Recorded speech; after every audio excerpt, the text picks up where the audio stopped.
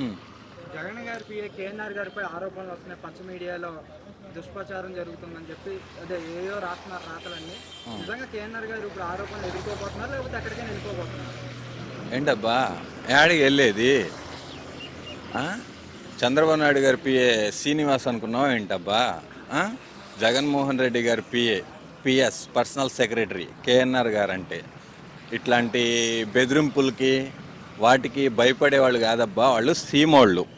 అర్థమవుతుందా? వాళ్ళకి అవినీతికి తావు ఇవ్వరు, అవినీతి చెయ్యరు, చేసేవాళ్ళని యాక్సెప్ట్ చేయరు. నిజాయితీగా నిక్కచ్చుగా నడిచే వాళ్ళు ఎవరైనా ఉన్నారంటే అది జగన్మోహన్ రెడ్డి గారి పక్కన ఆయన అనుచరులు కానీ ఆయన మనుషులు కానీ ఎవరైనా కానీ ఆయన ఎప్పుడు నిలబడతారు, నిలబెడతారు. ప్లస్ ఎన్మల్ అడిగి అనేది ఎయ్యరు. కానీ ఎందుకు కేఎన్ఆర్ గారిని ఇబ్బంది పెడుతున్నారు అనుకుంటున్నారు? ఇదంతా మనం రాష్ట్రంలో చూస్తున్నాం.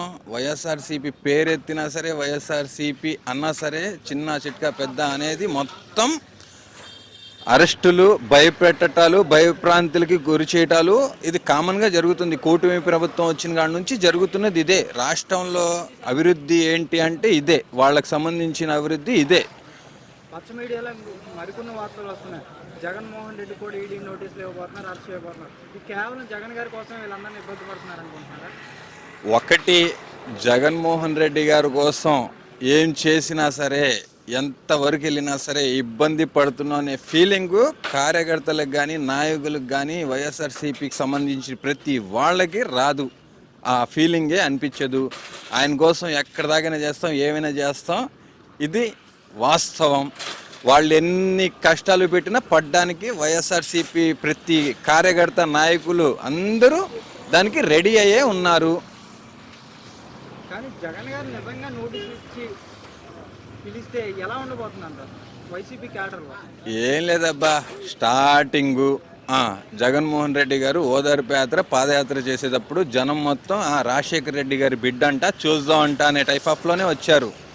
ఇప్పుడు అదే జగన్మోహన్ రెడ్డి గారు ఒక్కసారి రోడ్డు ఎక్కితే గనక ఒక్కటే ఆయన పక్క నుంచోవాలి, ఆయన ఒక్కసారి తాగితే చాలు అంటే ఏ టైప్ ఆఫ్లో జనం ఉన్నారంటే ఒక దేవుళ్ళ చూస్తున్నారు ఆయన్ని. అర్థమైందా? ఆడోళ్ళకి అన్న, పేదోడికి బిడ్డ, మళ్ళంటి వాళ్ళకి గురు. ఆయన్ని చూసుకొని చాలా నేర్చుకోవాలి.